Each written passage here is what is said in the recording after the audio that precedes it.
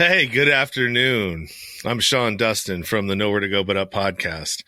And joining me today is Aurora from the Borealis Experience. And Aurora and myself, if you haven't read the description, we teamed up because in our past we were abusive people, and we had unhealthy relationships, toxic relationships.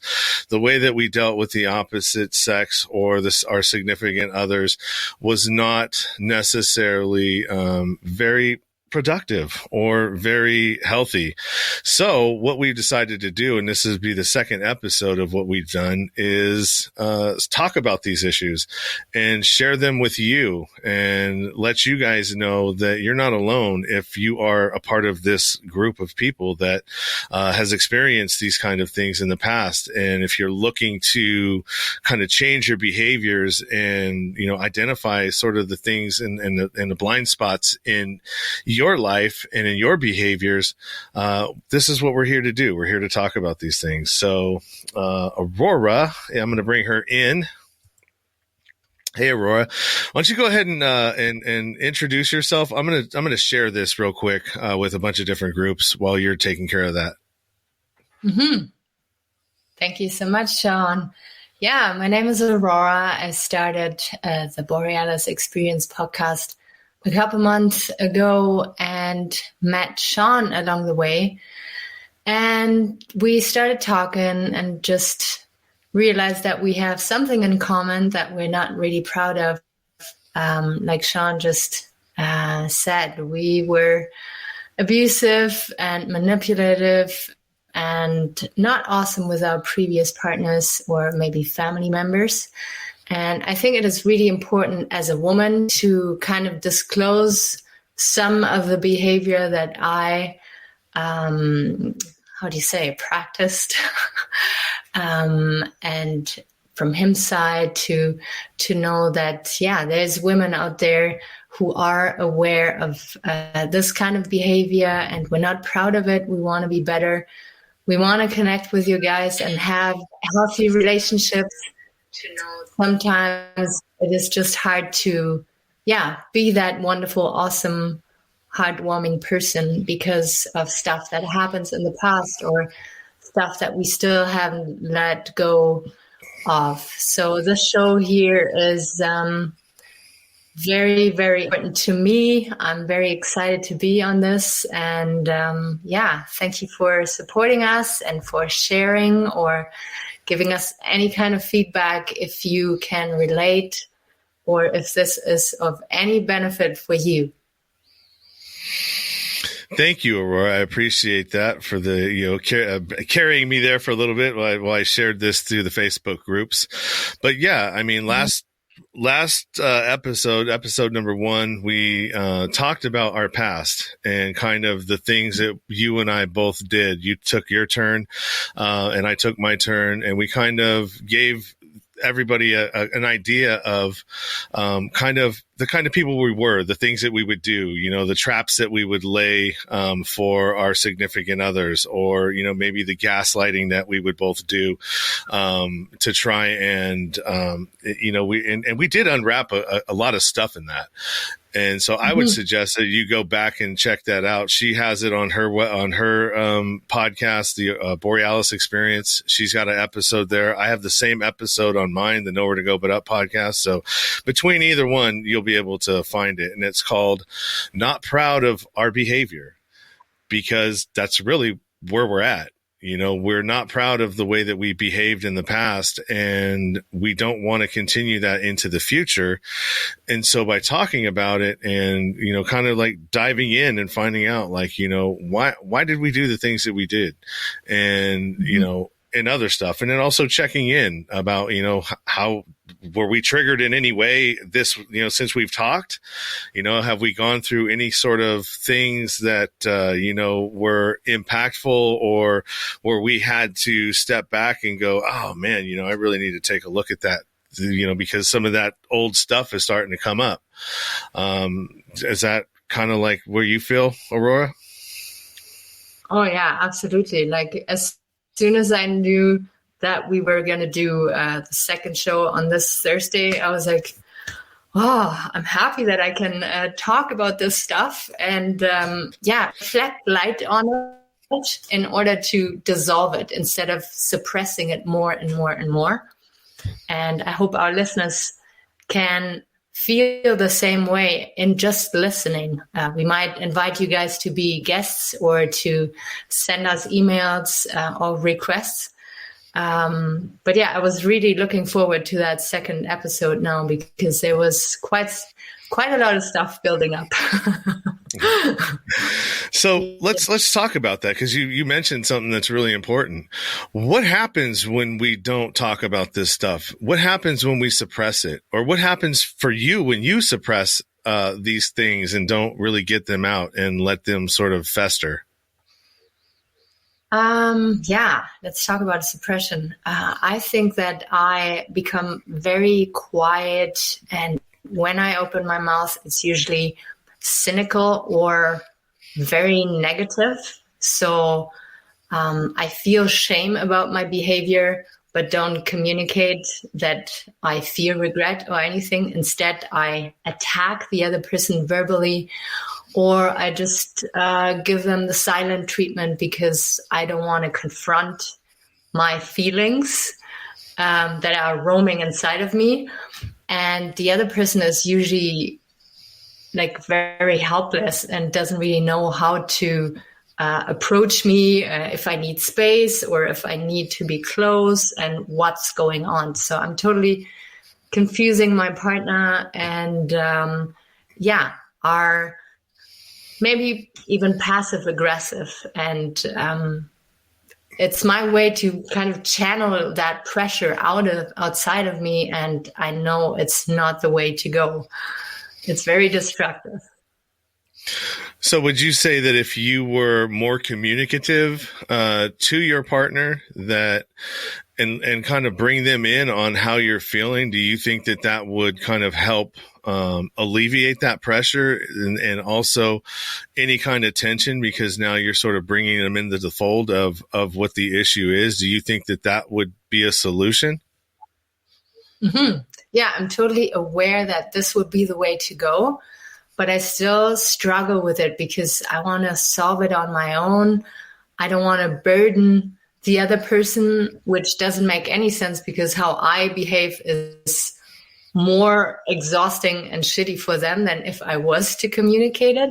So there's still kind of that has to be built for me to know if I communicate it, there's a good experience coming out, and I'm still not there. Okay. Yeah, I mean it's a journey. It really is. And, I'm not sitting up here saying that, hey, I've got this figured out.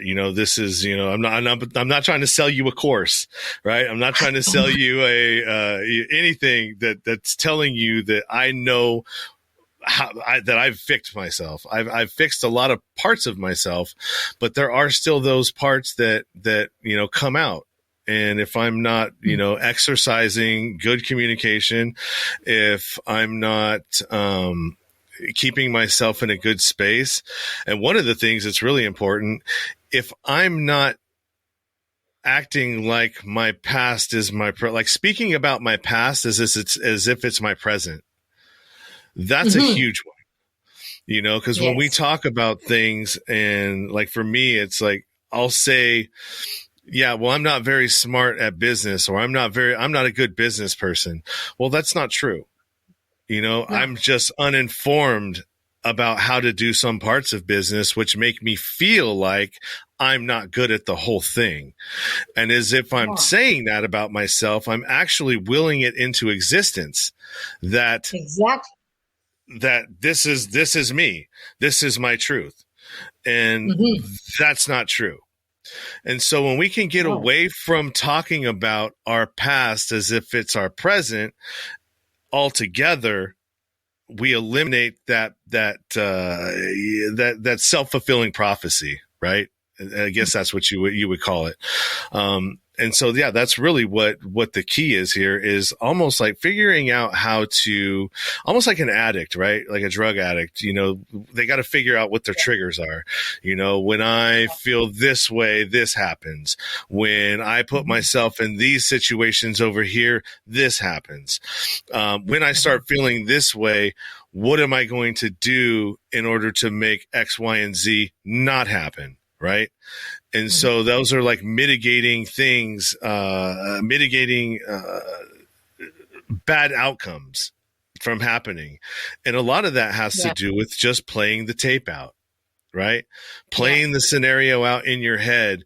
And before you respond, you react emotionally, play the tape through and respond intelligently.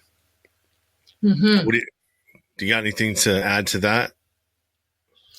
What I want to add is that, like, we're talking eye to eye. I don't know if you say that in English, but we're one level. And if ever you notice something that I'm doing, like even just in our little interviews here, I take your advice because I don't feel you're above there and I'm down here.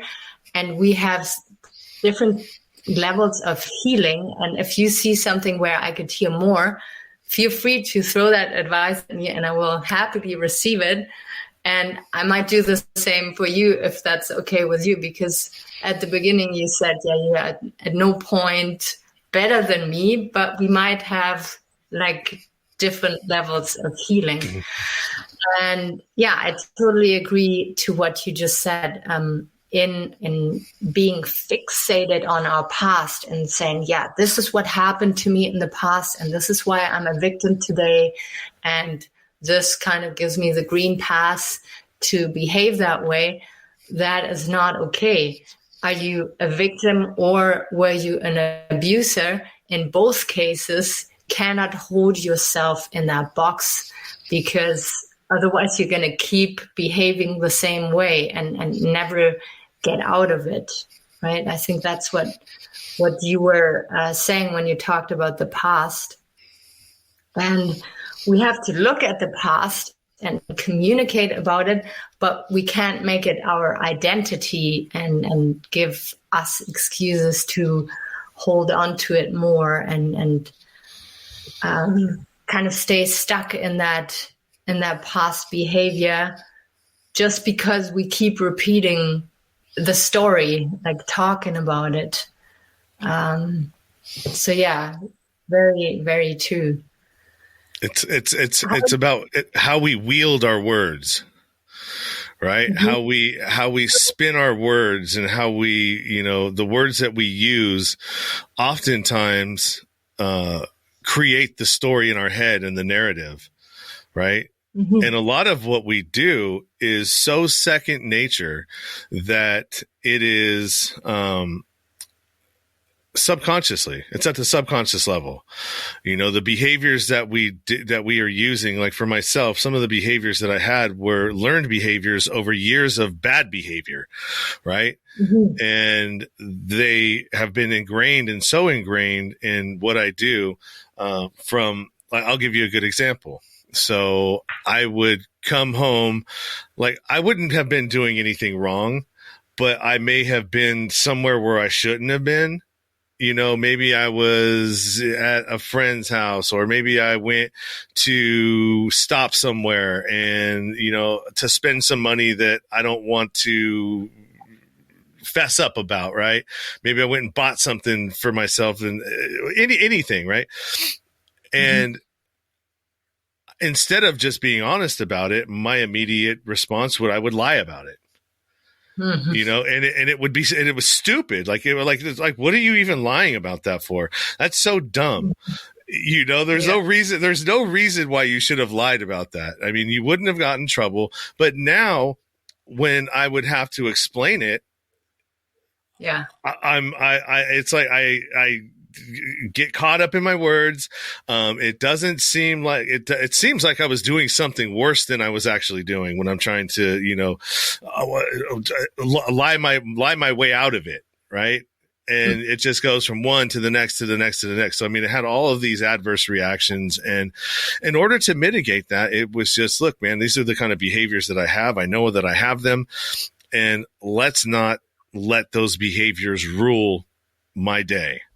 Let's not let them control my outcomes for my relationships. And let's break free of them. And so that's kind of what I did. Does that kind of ring true with you, or how do you feel about that? Did you have any behaviors like that were like second nature to you that you kind of clung on to, that kept you not being able to progress forward? Yeah, certainly. For me, lying was also a big part, but a bigger part for me was when I felt triggered, and the trigger inside of me brought out feelings of powerlessness and inferiority. I would totally like bite onto that problem and be so aggressive with any person that was going to come close to me, be it someone trying to help me or someone just there while I'm still trying to figure stuff out. So that feeling of powerlessness. So past week, it was, for instance, my phone that just didn't function the way I needed it. And I just kept telling myself, this is just a test. The universe is testing me if I really want to do that podcast. And it was really like a huge stick in my wheels. Like I couldn't think anymore. I was not creative anymore. And the people that live with me, the people that surround me here and don't really have an escape right now because of COVID, I was either totally aggressive with or totally shut them out. And because I wanted to figure that stupid situation out, and kind of like an aggressive pit bull, you know, who can't get out of that mode anymore. And yeah, lying is definitely part of that too then, because you kind of try to have the happy face on and keep people close and in a good mood and help them out. But then at the same time, you build up so much resentment because you'd rather them help you instead of having to put that happy face on. So I don't allow myself to look weak in any kind. When I cry, it's really because I held back for so many weeks. But everything that happens before is trying to protect that soft spot that is actually crying for help, but I don't allow it. I don't know if that makes any sense or if that was totally confusing right now. No, it wasn't confusing. Yeah. Yeah, no, it wasn't confusing at all. Actually, the funny thing about that is that when we can show other people our vulnerabilities, right, and our weaknesses, those are actually our strengths, right? Yeah. The ability to do that. But we've got ourselves so fooled and we've inverted the two. We make it seem like because I have vulnerabilities and because I show weaknesses, like whether it's, emotionally or, whatever it is for you. I mean, it manifests itself differently in everybody. I think it's the opposite. I think that when you're in your truth and you're being authentic and you're allowing people to see the vulnerabilities in you, and I think that shows great strength. Mm-hmm. Just when you're in it, it is hard to then be that vulnerable, soft person.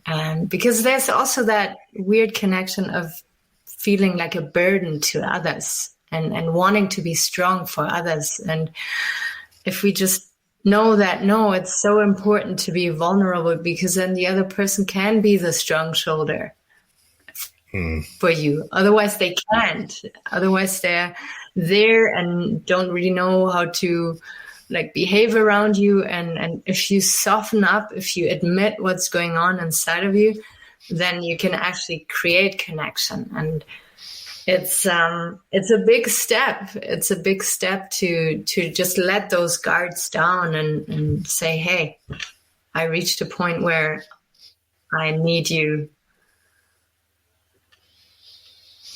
So you have to be, so if I'm hearing you right, so one, you have to be able to communicate these things, right? That's one part of diffusing sort of the situation. Because if you're communicating and you're telling people, you know, how they can assist you, or how they can help you show up better, or how they can show up better, you know, in the situation, that's one thing. Mm-hmm. But then the other thing that I'm hearing is that doesn't allow you to go any further than that, and that's trust.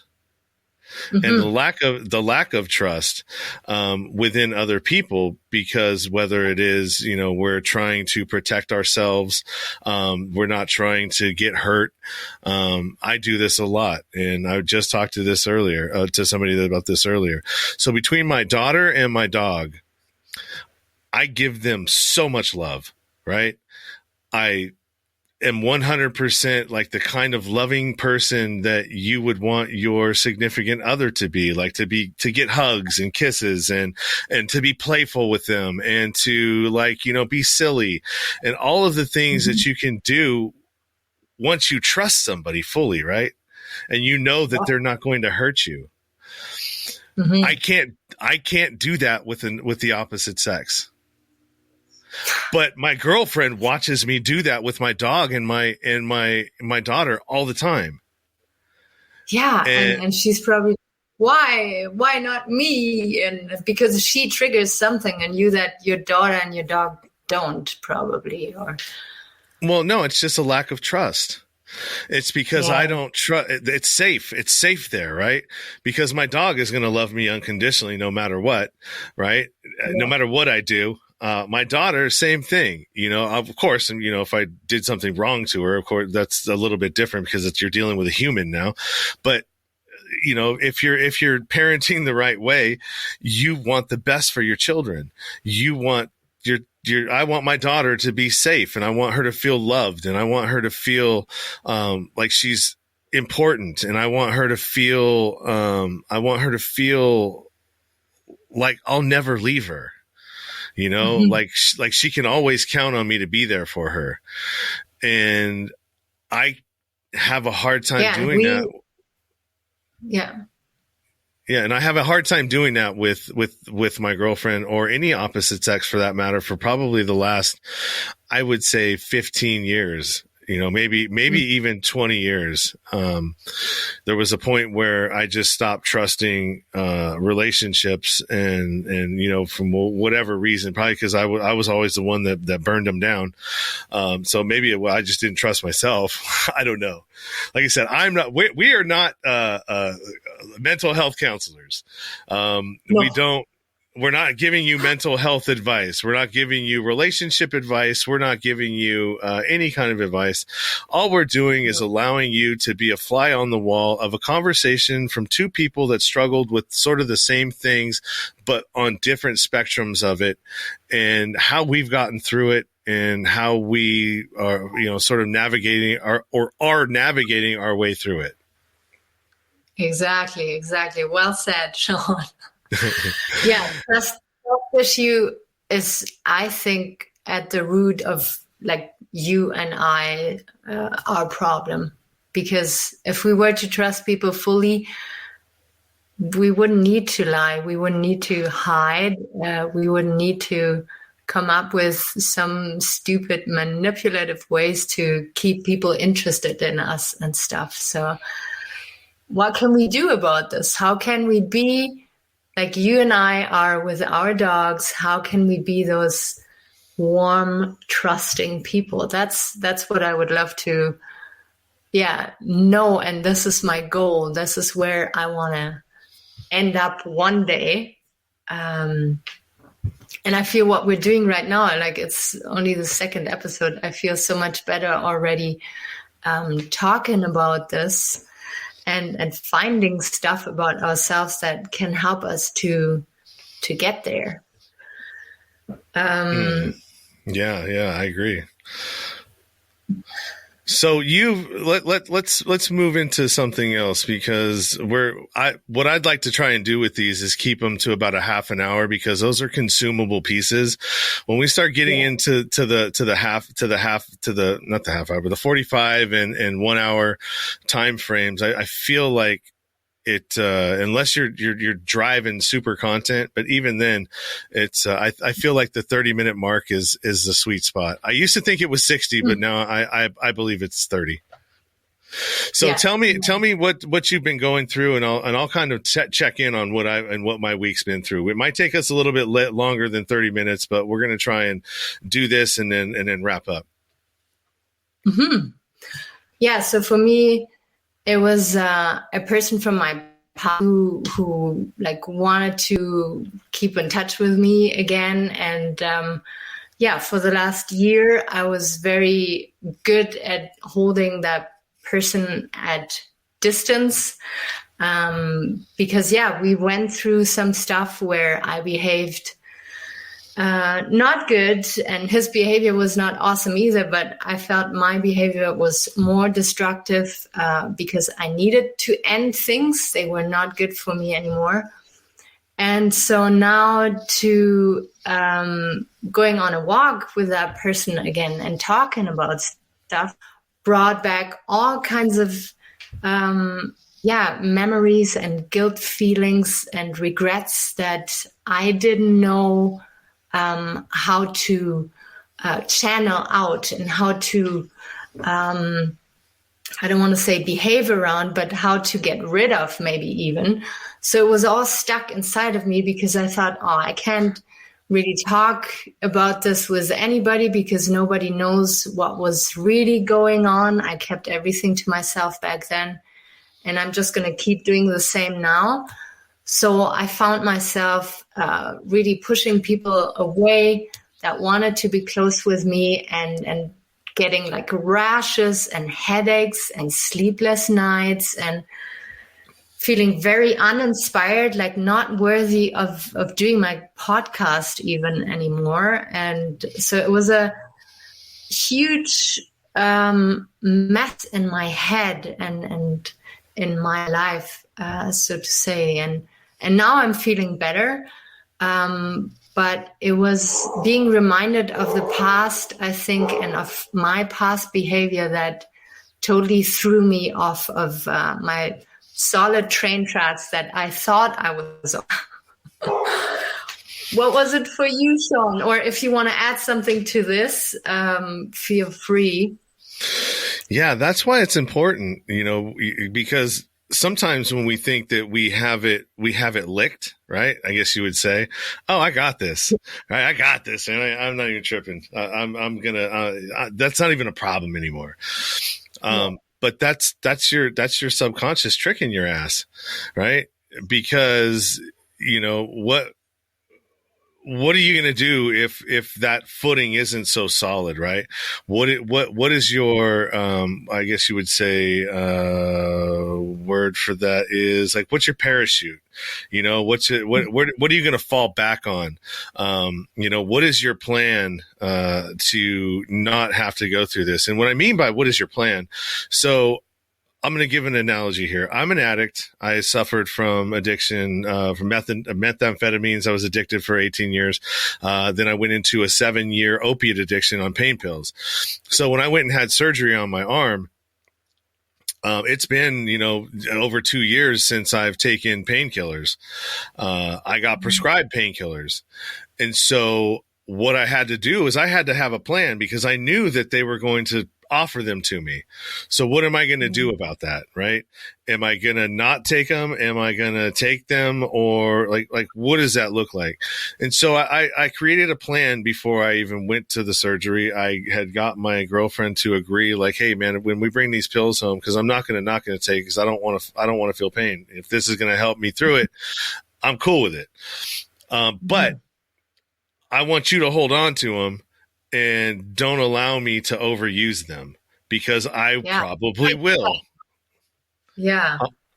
And so, and then too, when the doctor came and asked me how many pills that I wanted, I mean, I guess I could have said 50. I could have said, I mean, 100 would have been way too much, but I just said, just give me 20 of them. I'm cool with 20. That way, you know, that's a good amount to get me through the beginning part. And you get what I'm saying. So you got to have a plan. And that goes the same way for when you're trying to deal with people or you're trying to deal with your old behaviors. You got to have a plan for when they show up, right? For when that stuff comes out and you haven't dealt with it, or you haven't talked it out, or you haven't talked to somebody close to you to like relieve the pressure valve, right? Psst, all right, let some of that out. And that happens when you talk to people, like what we're doing right now. That's letting some of that pressure out. Some of what I want to talk about, and we're at 30. So when I was in my using, in my addiction, with my ex, hey, Lewis, how are you?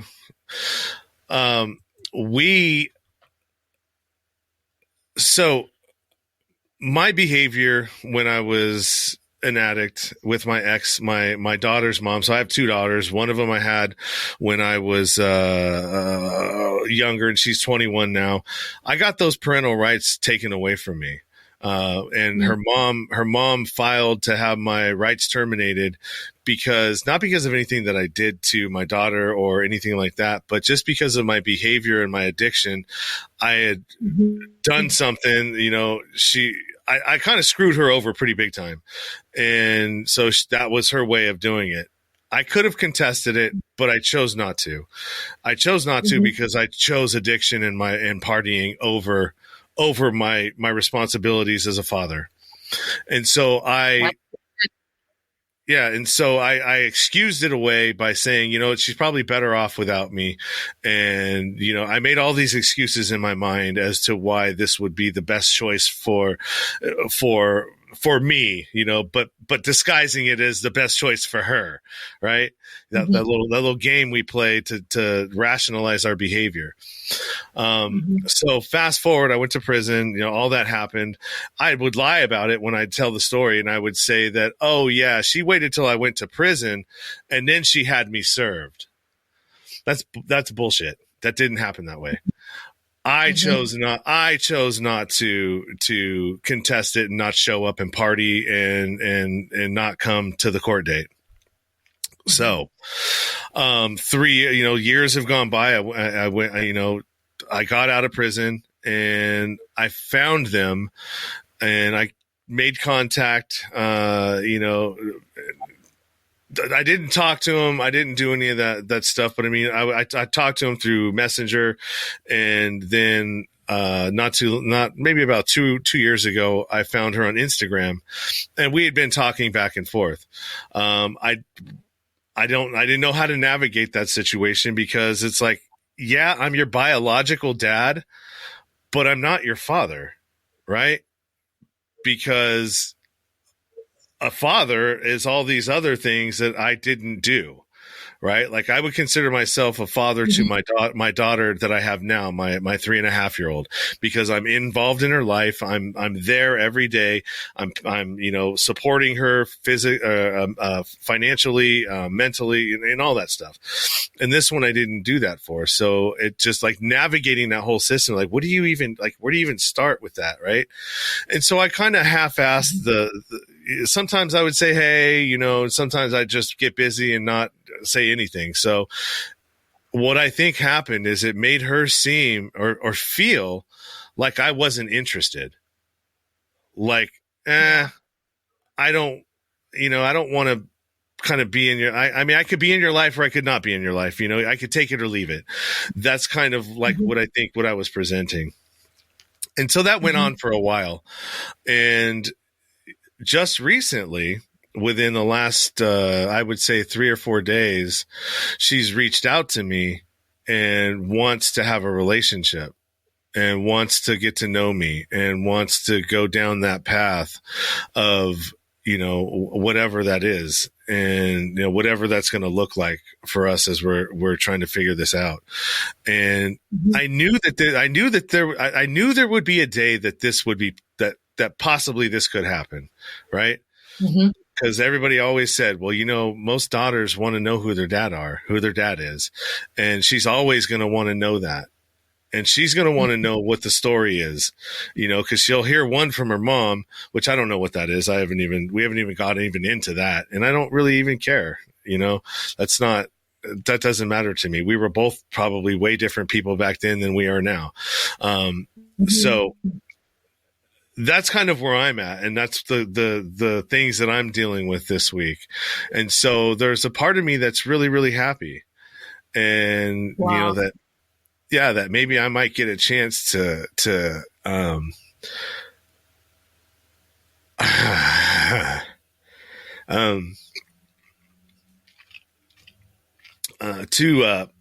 fix those mistakes, right?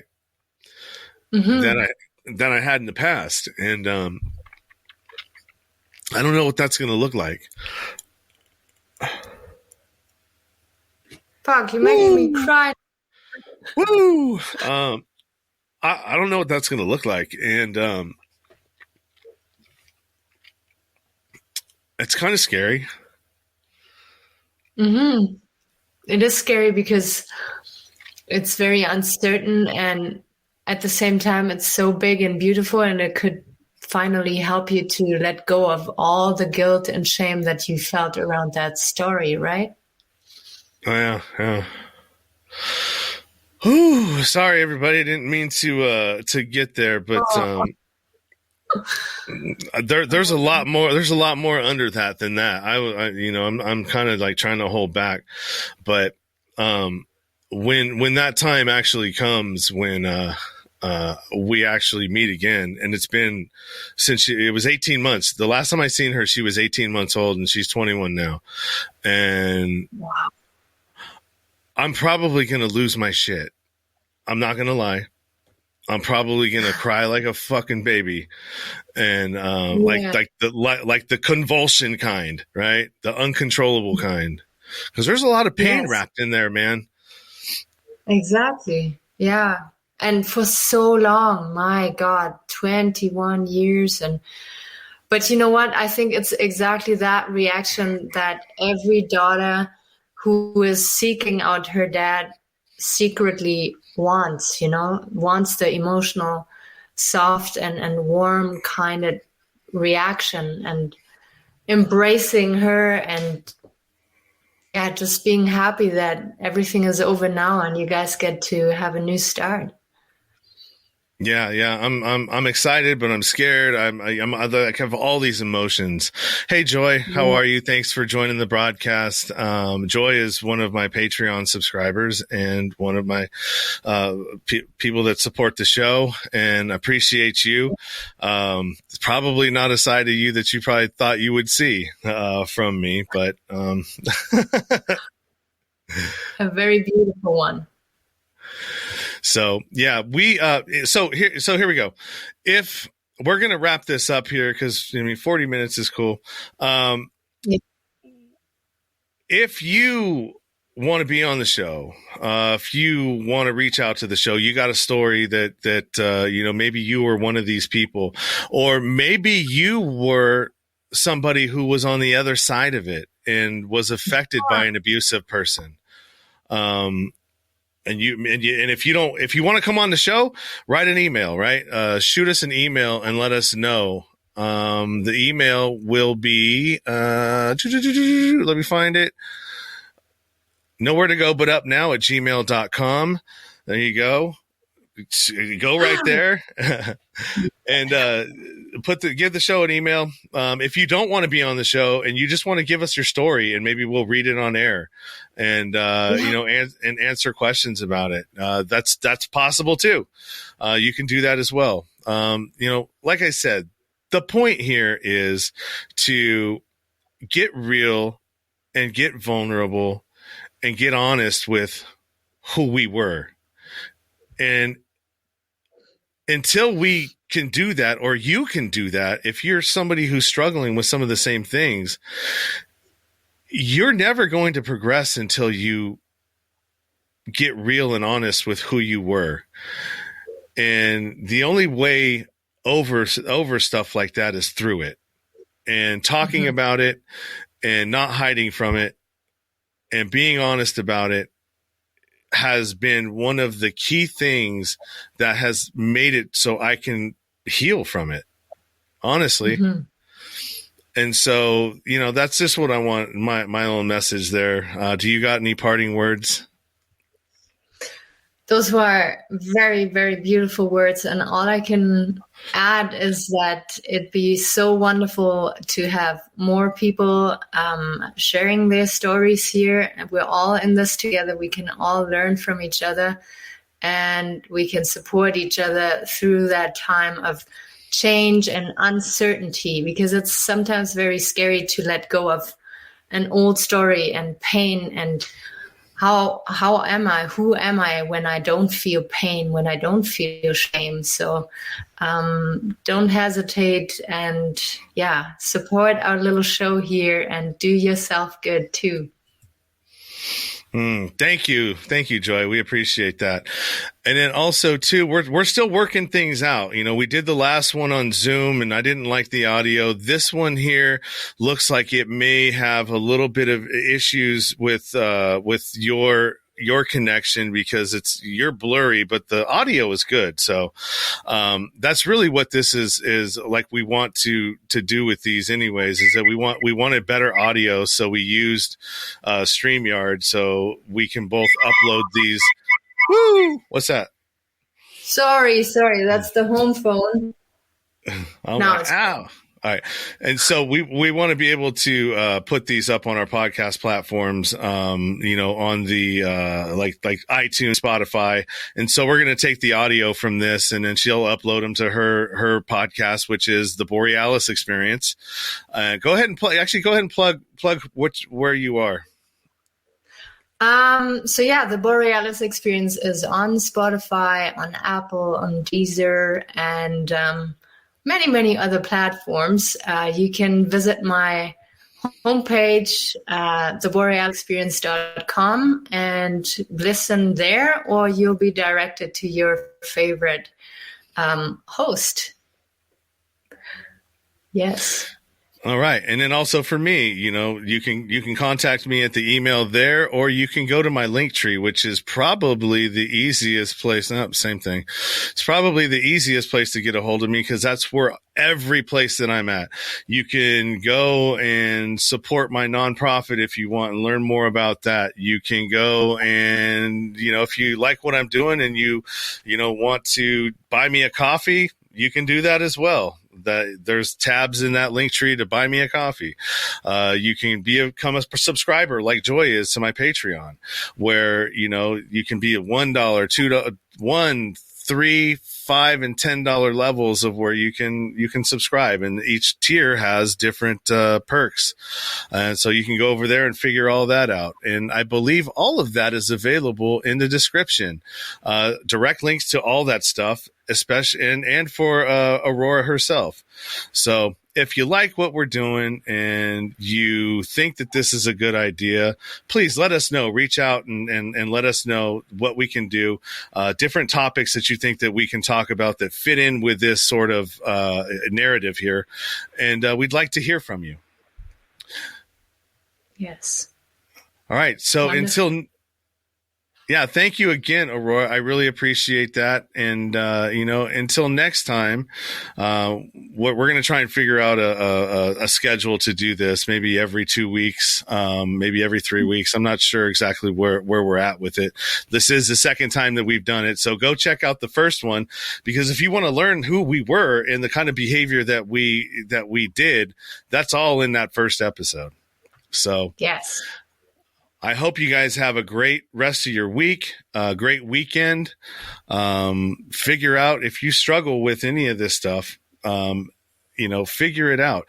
And if you're struggling with something to the point where you don't know if you're going to hurt yourself or somebody else, seek out help. call the hotlines, which we should have, that's what we should do the next time. We should have links and phone numbers for suicide prevention and mental health emergencies and stuff like that we can flash up as well. Because since we are not licensed counselors, the least that we can do is direct you to a place where you can get some help from people that are licensed. Yes, very good idea, Sean. Yeah. All right. So we're out of here. Have a great weekend and keep it 100 and stay true to yourself. Yes. Thank you so much, Sean. And see you soon again. Bye-bye. Bye, Aurora. Bye, everybody.